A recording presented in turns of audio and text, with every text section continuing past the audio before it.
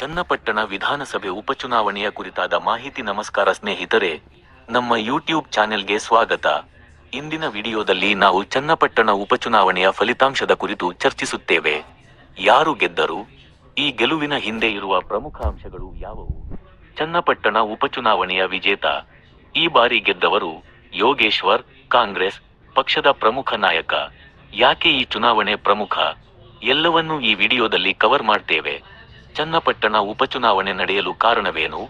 ಮಳೆಯಾಗಿ ರಾಜಕೀಯ ನಾಯಕನ ರಾಜೀನಾಮೆ ಅಥವಾ ಅಕಾಲಿಕ ನಿಧನದಿಂದಲೂ ಉಪಚುನಾವಣೆ ಅನಿವಾರ್ಯವಾಗಿದೆ. ಈ ಬಾರಿ ಪ್ರತಿಪಕ್ಷ ಈ ಕ್ಷೇತ್ರವನ್ನು ಗೆಲ್ಲಲು ಕಠಿಣ ಪ್ರಯತ್ನ ಮಾಡುತ್ತಿದೆ. ಈ ಪ್ರದೇಶದಲ್ಲಿ ರಾಜಕೀಯವಾಗಿ ಯಾವ ಪಕ್ಷ ಬಲಿಷ್ಠ? ಕಳೆದ ಚುನಾವಣೆಯಲ್ಲಿ ಯಾರು ಗೆದ್ದರು ಮತ್ತು ಅಂತರವೇನು? ಚುನಾವಣೆಯ ಪ್ರಮುಖ ಸಮಸ್ಯೆಗಳು: ರೈತ ಸಮಸ್ಯೆ, ನೀರು ಮತ್ತು ಮೂಲಸೌಕರ್ಯ, ಉದ್ಯೋಗ ಮತ್ತು ಶಿಕ್ಷಣ, ಪ್ರಾದೇಶಿಕ ಅಭಿವೃದ್ಧಿ, ಜನರ ಬೇಡಿಕೆಗಳು, ಸ್ಥಳೀಯರಿಗೆ ಯಾರಿಗೂ ಸ್ಪಷ್ಟ ಬೆಂಬಲವಿದೆ?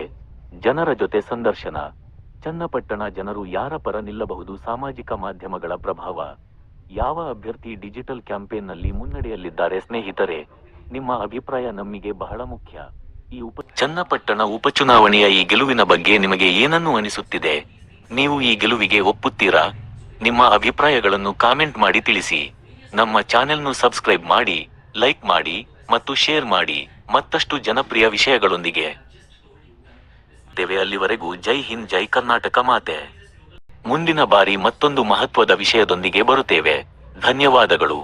ಮತ್ತಷ್ಟು ರಾಜಕೀಯ ವಿಶ್ಲೇಷಣೆಗಾಗಿ ಈ ವಿಡಿಯೋಗಳನ್ನು ನೋಡಿ, ಚಾನೆಲ್ಗೆ ಸಬ್ಸ್ಕ್ರೈಬ್ ಮಾಡಿ.